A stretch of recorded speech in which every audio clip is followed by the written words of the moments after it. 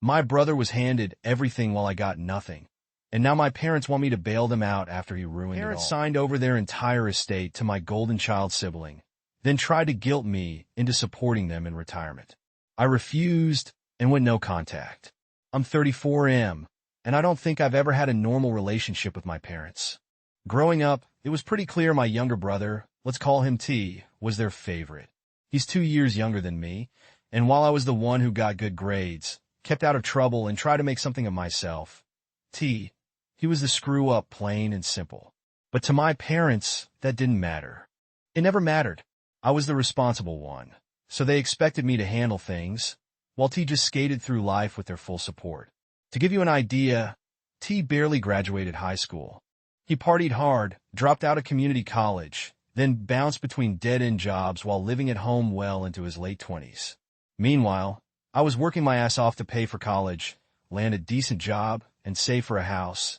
And no matter what I did, I was never enough for them. Everything was always about how T needed help, how T was struggling, how I was independent and could handle myself. Last year, things finally hit the fan. I went to visit my parents for a typical Sunday dinner. We weren't exactly close, but I still did the obligatory family thing once in a while. Anyway, we're sitting in the living room after eating, and my dad suddenly gets this serious look on his face. My mom's sitting next to him, fidgeting with her hands like she's nervous, but they're both acting like they have something major to tell me. We've made a decision, my dad says, about the estate. I'm thinking, okay, they're getting older, maybe they're drawing up wills or something. But then he drops it, they've signed everything over to T. The house, the vacation cabin, their savings, everything. I didn't react at first, I just sat there, staring at them, waiting for the punchline that never came. They were dead serious.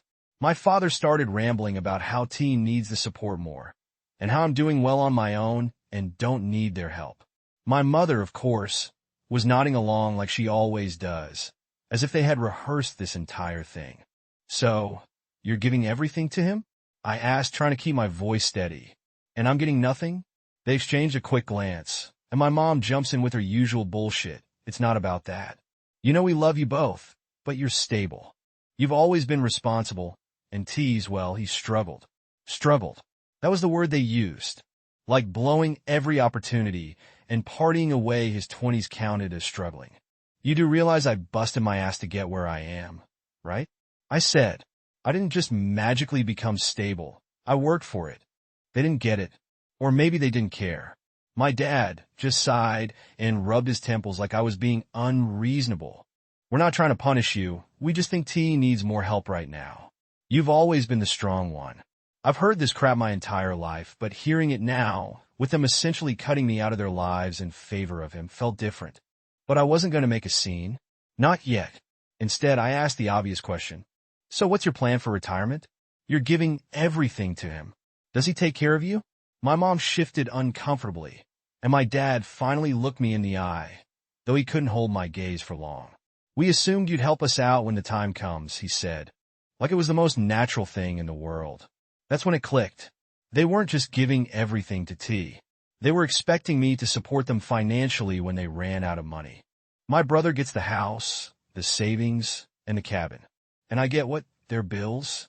So you're telling me I get nothing except the responsibility of taking care of you when you can't work anymore? I asked, the anger bubbling up. My dad, looking more irritated than apologetic, nodded. You're more equipped to handle it. To still try to get his life together. It makes sense. I couldn't believe what I was hearing. This is unbelievable, I said. You're rewarding him for doing nothing, and then you expect me to pick up the slack? Are you serious? My mom started crying. Her go-to move whenever things get uncomfortable. It's not like that. We didn't mean for it to come across that way, she sobbed, but the words meant nothing. She wasn't sorry for what they were doing. She was just upset I wasn't falling in line like they expected. No, I said, standing up. You've made your decision. T can have everything. But don't come to me expecting me to clean up his mess or take care of you when things go south. I'm done. I walked out without another word. They called after me, but I didn't turn back. As soon as I got home, I blocked their numbers. I needed space, and I wasn't about to let them guilt me into staying involved in this ridiculous family dynamic. For months, there was silence. No calls, no texts, nothing. I figured they were content letting T blow through their money. But of course, that didn't last. Eventually, I got a voicemail from my mother, sounding panicked. T's in trouble, she said. He made some bad decisions. We need your help. Please call us back. I didn't call back. They wanted me to step in after T had inevitably blown through the money they handed him on a silver platter. No way. I deleted the voicemail and moved on with my day. A week later, my dad tried calling, then my aunt, then random family friends. All of them with the same sob story. T's struggling. Your parents need help. It was insane. My parents had given everything to T, watched him burn through it, and now they were coming to me again to bail them out. The entitlement was staggering. I finally answered one of my aunt's calls. She tried the whole family guilt trip, telling me it was my duty to help my parents, especially now that T had messed up. I wasn't having it. Let me get this straight, I said. They gave T everything, right? So he's their responsibility now, not me. She sputtered. But they didn't know T would blow through it all. They thought they were helping him. You can't just leave them in the lurch. Why not? I asked, my voice steady. They made their choice. I'm not cleaning up after them. I hung up after that. I was done with these people trying to drag me back into a mess that wasn't mine to fix. Then, a few weeks later, I got a call from a lawyer. Apparently, my parents were trying to rewrite their will. This time to make me the executor of T's estate because, surprise, surprise, he couldn't handle it himself. The lawyer started rattling off some legal jargon about how I'd be responsible for managing their assets once they were gone, which of course included keeping an eye on T. I cut him off. No, I'm not interested. Tell them I'm out. There was a long pause on the other end of the line, like the lawyer wasn't used to hearing this kind of response. Are you sure? I'm sure, I said. Tell them I want nothing to do with it. I hung up and blocked the lawyer's number too. This was getting ridiculous. They were so determined to put everything in T's name. But the second he screwed it up, they turned to me to fix it. Not happening. The final confrontation came when my dad showed up at my house, unannounced. I hadn't spoken to them in months, and suddenly, there he was, standing on my front porch like nothing had happened. We need to talk, he said, looking serious but not apologetic. I crossed my arms. There's nothing to talk about. You're being selfish, he said, his tone hardening. You're just going to let your brother fail? Let us suffer? What kind of son does that? I felt the anger rising again, but I kept my voice calm. You gave him everything. You made that decision. Now you're asking me to clean up after him? No, I'm not your backup plan. You don't just turn your back on family, he shot back. This is your responsibility, whether you like it or not. That was it. I was done with the guilt trips, the manipulation, the endless cycle of them expecting me to pick up the pieces. No, I said firmly, it's your responsibility.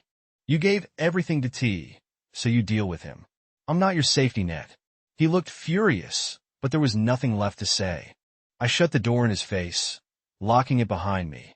He banged on it a few times, but eventually he left. After that, I stopped hearing from them as much.